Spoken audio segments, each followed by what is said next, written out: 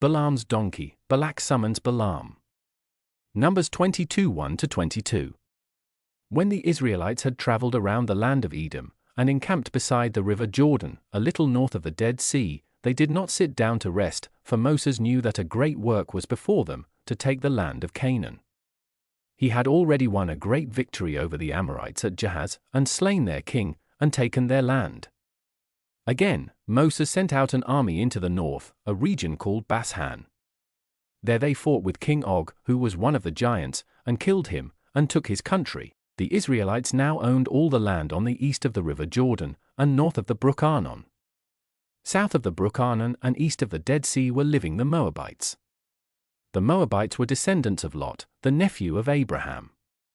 The Moabites were filled with alarm and fear as they saw the Israelites marching around their land, conquering neighboring kingdoms and camping on their border.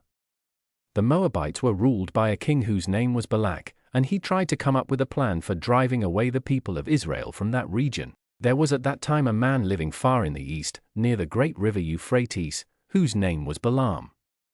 This man was known far and wide as a prophet, that is, a man who talked with God, and heard God's voice, and spoke from God, as did Moses. People believed that whatever Balaam said was sure to come to pass, but they did not know that Balaam could only speak what God gave him to speak. Balak, the king of the Moabites, sent men to Balaam at his home by the Euphrates River, with expensive presents. He said to Balaam, "There is a people here who have come up out of Egypt, and they cover the whole land. I am afraid of them, for they have made war and beaten all the nations around mine. Come and curse them for me in the name of your God, for I believe that those whom you bless are blessed and prosper, and those whom you curse are cursed and will fail." The men from Moab brought this message and promised to Balaam a great reward if he would go with them. And Balaam answered them, "Stay here tonight, and I will ask my God what to do." That night God came to Balaam, and said to him, "Who are these men at your house, and what do they want from you?" The Lord knew who they were, and what they wanted, for God knows all things. But he wished Balaam to tell him. And Balaam said, "They have come from Balak, the king of Moab, and they ask me to go with them, and to curse for them a people that have come out of Egypt." And God said to Balaam, "You must not go with these men, you shall not curse this people, for this people are to be blessed." So, the next morning Balaam said to the men of Moab, "Go back to your land, for the Lord will not let me go with you." When these men brought back to their king, Balak, the message of Balaam, the king still thought that Balaam would come, if he should offer him more money.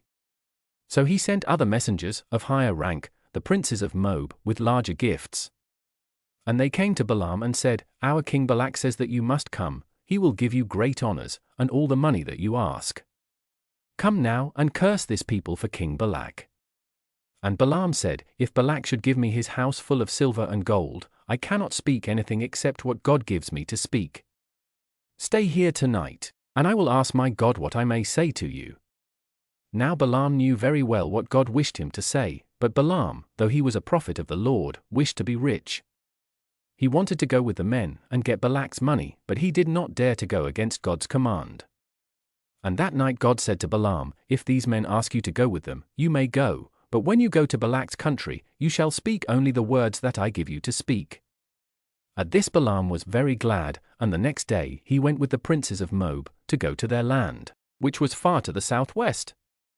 God was not pleased with Balaam's going, for Balaam knew very well that God had forbidden him to curse Israel, but he hoped in some way to get King Balak's money. Please like, share, or subscribe to our channel. Thank you, and may God